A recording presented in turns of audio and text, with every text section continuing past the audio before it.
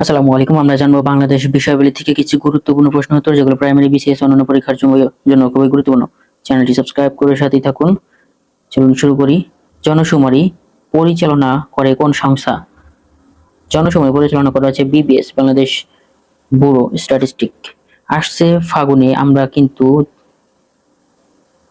দ্বিগুণ হব, উক্তিটি কার? উক্তিটি করেছিলেন জহির রায়হান। তঞ্চঙ্গা নৃগোষ্ঠীর মানুষ বেশি বাস করে কোন জেলায়? রাঙ্গামাটি জেলায় বসবাস করে। বাংলাদেশের ষষ্ঠ জনশুমারি ও গৃহগণনা কোন সময় অনুষ্ঠিত হয়? 15 জুন থেকে 21 জুন 2022 সালে। বাংলাদেশের কোন ক্ষুদ্র নৃগোষ্ঠীর সমতলে বসবাস করে হচ্ছে সাঁওতালরা।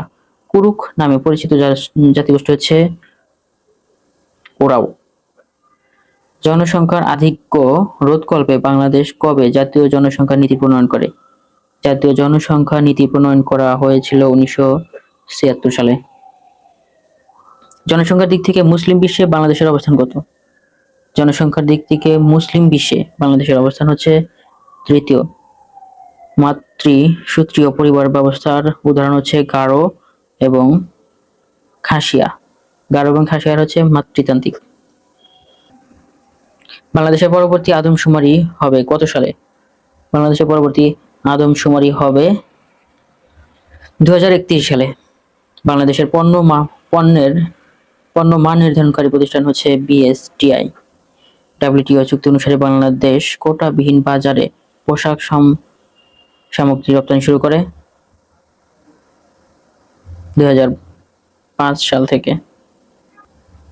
এলিয়েন্স যে দেশভিত্তিক গার্মেন্টস ব্র্যান্ডগুলোর সংগঠন। এলিয়েন্স হচ্ছে যুক্তরাষ্ট্র দেশভিত্তিক। জিয়া সার কারখানা উৎপাদিত সারের নাম কি? জিয়া সার কারখানায় উৎপাদিত সারের নাম হচ্ছে ইউরিয়া। চন্দ্রঘোনা বা কর্ণফুলী কাগজ কলের প্রধান কাঁচামাল কি? কর্ণফুলী কাগজ কলের প্রধান কাঁচামাল হচ্ছে বাঁশ। এক্সাইজ ডিউটি এর পরিভাষা হচ্ছে আবগারি শুল্ক। ভূমি কর কোন ধরনের কর? ভূমি কর হচ্ছে প্রত্যক্ষ কর। বাংলাদেশের বীমা কর্পোরেশন কবে প্রতিষ্ঠা লাভ করে? বীমা কর্পোরেশন প্রতিষ্ঠা লাভ করে 14 মে 1973 সালে। বাংলাদেশ বীমা কর্পোরেশন প্রতিষ্ঠা লাভ করে 14 মে 1973 সালে। বাংলাদেশে প্রচলিত প্রাইস বন্ডের ইউনিট মূল্য কত? প্রাইস বন্ডের ইউনিট মূল্য হচ্ছে 100 টাকা। জাতীয় বীমা দিবস কবে? জাতীয় বীমা দিবস পালিত হয় 1